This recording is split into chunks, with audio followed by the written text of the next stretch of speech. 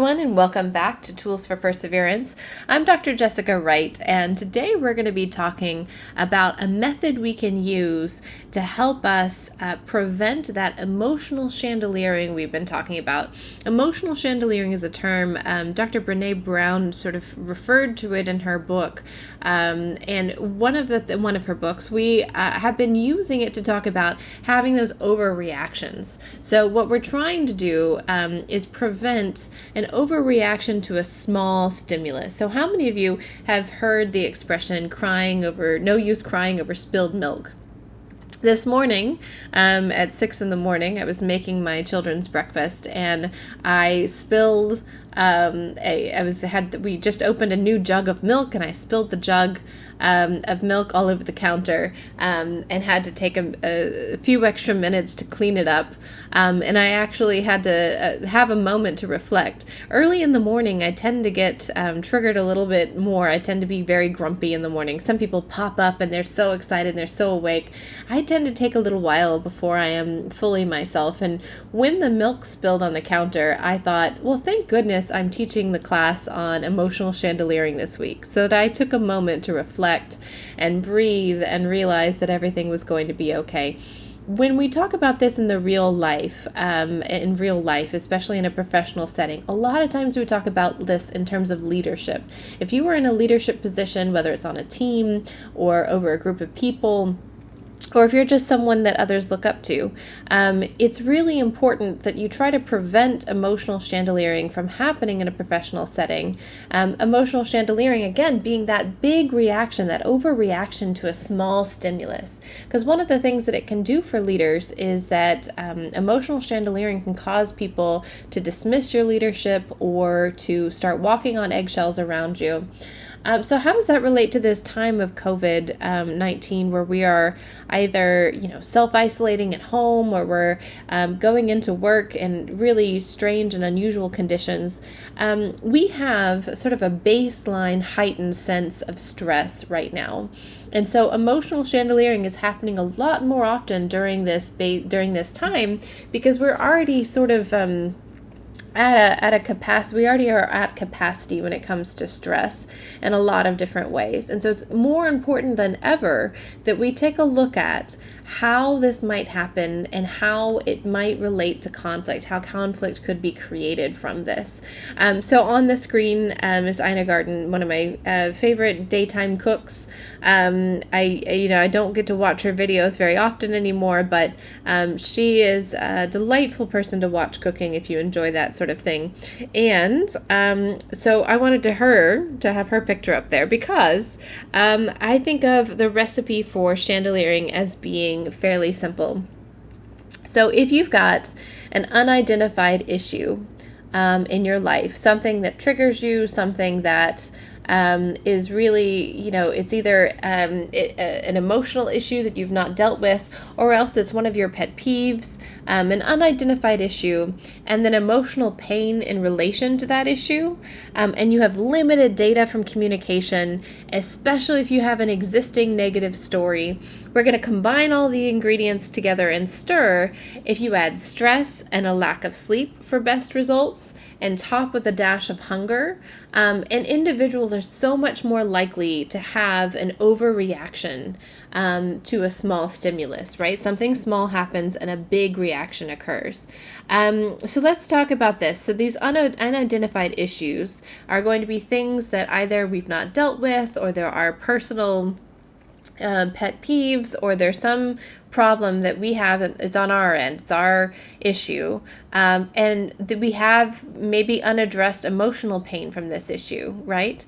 And then we get such limited data with our communication, and it plays into an existing negative story. So I will give you an example. Perhaps there's someone at work, so I'm going to make up a story from one of my staff members. Let's say I have a person at work, Haley, that I do not enjoy interacting with, right? We don't get along, our personalities don't match. And let's say I really, every time I get an email from Haley, I end up having that sort of gut clench in my stomach where I think, ugh, oh no, not this again. And she and I we were supposed to meet and it was a very important meeting. I had to cancel. She asked me to cancel another meeting for this, and so I, in this example, Haley and I were supposed to meet at 10 a.m. and at 10:55, I get a notification from Haley that the meeting is canceled. So I might have a disproportionate reaction to that if I have an existing negative story about how Haley and I don't get along and she's not a fun person to work with and I don't really enjoy working with her. If I have that existing negative story and then a small thing happens, and maybe there's not even an email, it's just a calendar notification that the meeting has been canceled. There's no explanation to it, nothing else. I might have a disproportionate reaction to it, right? If I have an unidentified issue that I haven't dealt with, and there's emotional pain in relation to that. So let's say I find it disrespectful when my time is wasted, right? If someone's late or if, I have to waste my time, I find that to be a huge way of expressing disrespect, right? It's something that's very offensive to me. If I haven't examined that and articulated to myself that, this is a problem, then I might feel extreme offense when someone is either late or cancels the meeting at the last minute. And I might have a disproportionate reaction. So let's talk through how it is that we go about taking this down. So I'm going to put all the text up on the screen at the same time. We're going to talk about writing and rewriting the story. So I'll talk through it. You're welcome to read it as I'm talking. But the whole point of this exercise is to tell yourself a story about what happens, examine what parts you want to keep, and reevaluate your reaction to it. So when you have that flash of anger, that anger that is so powerful, or that any sort of emotion that is really powerful in response to a small stimulus, that's going to be your trigger. That's going to be your doorbell, like we had talked about before. Those, Glennon Doyle said that those were doorbells that were alerting you to pay attention, right? So we are going to have, if you've got that flash of emotion, that's going to be your doorbell to trigger you to take a minute to write out what happened, okay? So that's where we're going to start. We're going to start here with write it. So you're going to write out a candid description of what happened using no sensory, right? No censors. Sorry, not sensory. No censors. And you're going to try to figure out, get every aspect of what you're feeling and thinking out on the paper. So what you need to include for sure when you're writing this out is, 1, what happened? Tell the story of what happened. Give as much detail as you can have in the time that you have to write the story. Ask yourself, what did this make me think? What did this make me think? So Haley cancels the meeting at the last minute.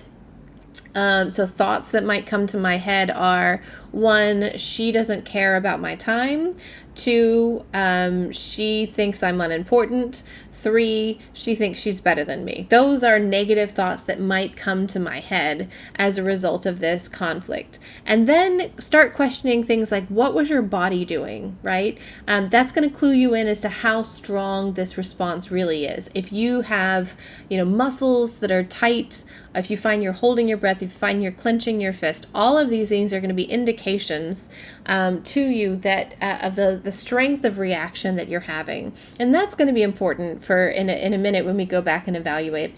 And then write down, try to name those emotions that we feel. We talked about in the beginning of these sessions the idea of the Super Mario Brothers, right? Where you have the tiny Mario that can help you get through all of the levels. You have the mid-level Mario that is easier to get through all the levels, and then the level of Mario that has the fireballs, right? You need to be able to name the emotions that you feel in this activity. That is a key component to this, because the next thing that we're going to do, this next step, is going to be to consider, is there an underlying issue? Are there underlying issues that is making this worse? So if I have the script in my brain that being late is disrespectful, if I've never examined that, then I am going to have that as a tenet of my world that is true no matter what. And so that someone, regardless of what's actually happening on their end, if they cancel the meeting, that's immediate disrespect to me. As opposed to sitting down and reflecting, where did that belief come from? Is that belief always true? Right? Those are really important. Where did it come from? And is it always true? So if I ask, where did it come from?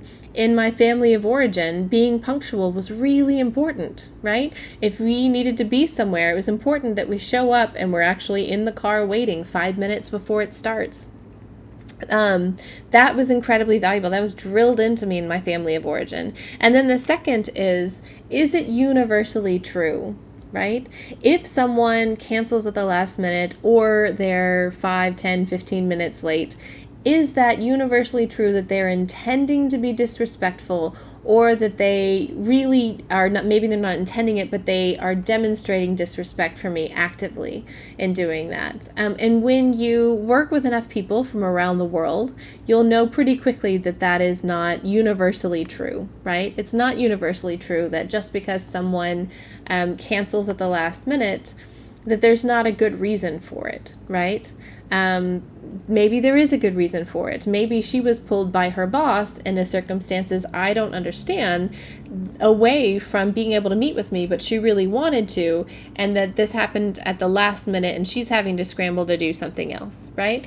Giving the person the benefit of the doubt is very difficult if you have an existing negative story, but it continues to be important as you're considering this, even if you can't give the person the benefit of the doubt and think, let me have compassion for this other person and think maybe they, were busy or got pulled away at the last minute. Even if you don't want to go that far and you want to say, okay, she was being careless and she was just being disrespectful. If you want to keep with that belief system, you can still change the reaction that you have if you think through, what is the most useful reaction for me, right? What is the most useful reaction to me, for me to have in this moment? And so a thought that you might choose instead of, she is disrespecting me, she thinks I'm not worthy of respect.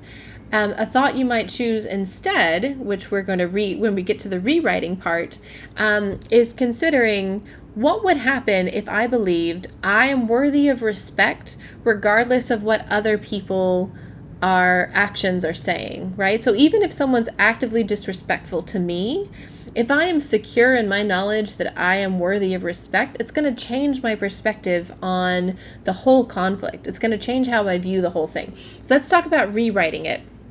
So what does it mean to rewrite it?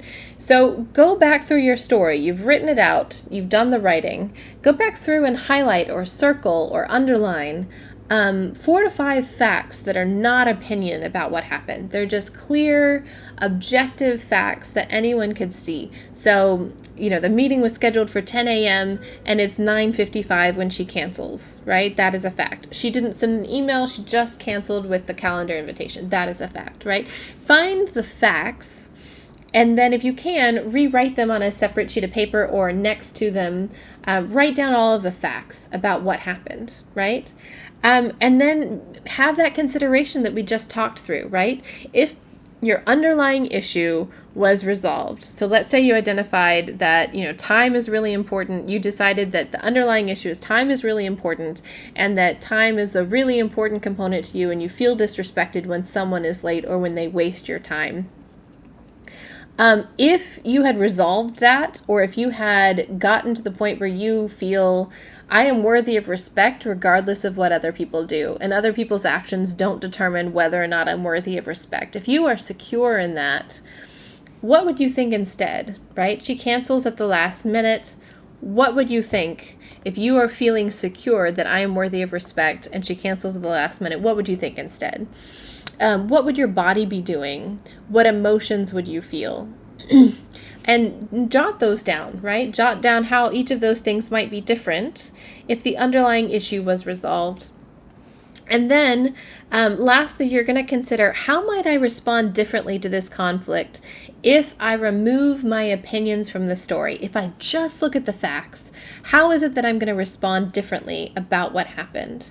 And then how would I respond if the underlying issue wasn't there, right? That underlying issue of respect and time and how all of that is really important to me. If I set that aside, or if I found the confidence that other people's actions don't determine the worth that I have and how much I am worthy of respect, then it changes our reaction to the conflict, right? So, last but not least, I'm going to challenge you all to consider a recent interpersonal conflict. Now, you can make yourself a colorful chart like we have just written. I have in the picture here, which is maybe the more colorful way of doing this, or you can simply write it down. What is a recent interpersonal conflict that you might consider doing this activity with? So if did you get in a fight with one of your adult children? Did you have a conflict with someone at work? Without using any names, tell us in the chat box, what is a recent conflict that you think you might want to do this with, right? It's a conflict that came up. You had a big reaction to a small thing. You had that emotional chandeliering moment that we all have. Consider it, write it in the chat box, and we'll talk about it. And we'll talk about what we do with that. I can't wait to see you guys back here tomorrow, and have a good rest of your day. Bye-bye.